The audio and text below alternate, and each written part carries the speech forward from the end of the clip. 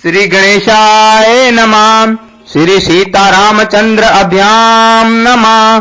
श्री महर्षि वाल्मीकि परिणीत श्रीमद् वाल्मीकि रामायण बाल कांड 56वां सर्ग।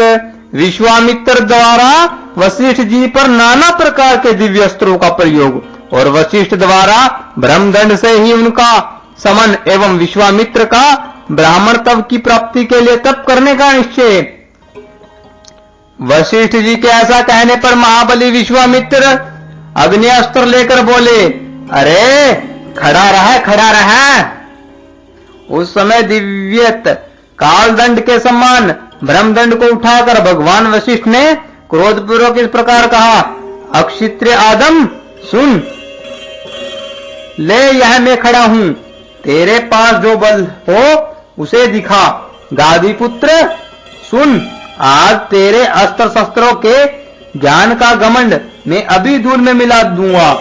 अक्षत्रिय कुल पर कलंक सुन, कहां तेरा क्षत्रिय बल और कहां महान ब्राह्मण बल, मेरे दिव्य ब्राह्मण बल को देख लो।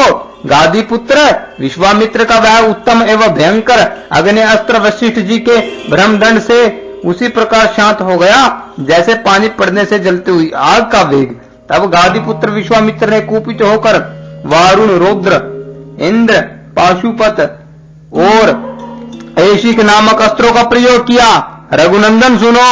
उसके पश्चात कर्मस, मानव, मोहन, गांधर्व, स्वापन, जरंबण, मादन, संतापन, विलापन, शोषण, विदारण, सुदुर्जय, वर्जास्त्र, ब्रह्मपाश, कालपाश, वारुणपाश, परम प्रिय, पिनाक अस्त्र, सूखी गीली 2 प्रकार की ऐशनी, दंडस्त्र, पेशाचस्त्र, क्रोचस्त्र, धर्मचक्र, कालचक्र, विष्णु चक्र, वाम्यवस्त्र,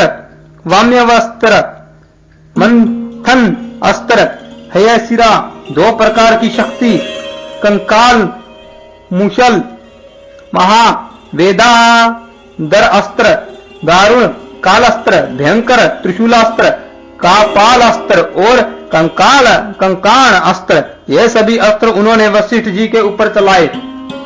जपने वालों में श्रेष्ठ महर्षि वशिष्ठ पर इतने अस्त्रों का प्रहार वह एक अद्भुत सी घटना थी, परंतु ब्रह्मा के पुत्र वशिष्ठ जी ने उन सभी अस्त्रों को केवल अपने डंडे से ही नष्ट कर दिया।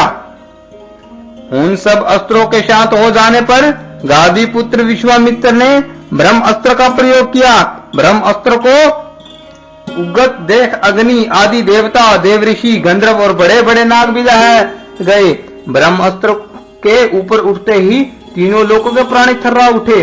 राघव सुनो, वशिष्ठ जी ने अपने ब्रह्म तेज के प्रभाव से उस महाभयंकर ब्रह्मास्त्र को भी ब्रह्मदंड के द्वारा ही शांत कर दिया।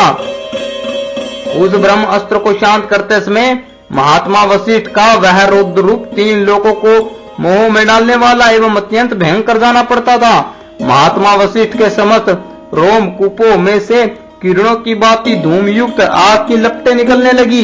वशिष्ठ जी के हाथ में उठा हुआ दिव्यत यमदंड के समान वह ब्रह्मदंड धूम रहित काल अग्नि के समान प्रज्वलित हो रहा था। उस समय समस्त मुनिगण मंत्र जपने वालों में श्रेष्ठ वशिष्ठ मुनि की स्तुति करते हुए बोले, ब्राह्मण बताइए, आपका बल अमोघ है, आप अपने तेज को अपनी ही शक्ति से समेट लीजिए। महाबली विश्वामित्र आपसे पराजित हो गए। मुनि श्रेष्ठ सुनिए, आपका बल अमोघ है, अब आप शांत हो जाइए जिससे लोगों की व्यथा दूर हो। महर्षियों के ऐसा कहने पर महातेजस्वी महाबली वशिष्ठ जी शांत हो गए और पराजित विश्वामित्र लंबी सांस खींचकर ये बोले, अक्षत्रिय के बल को धिक्कार है। ब्रह्म तेज से प्राप्त होने वाला बल ही वास्तव में बल है, क्योंकि आज एक ब्रह्मदंड ने मेरे सभी अस्त्र नष्ट कर दिए हैं।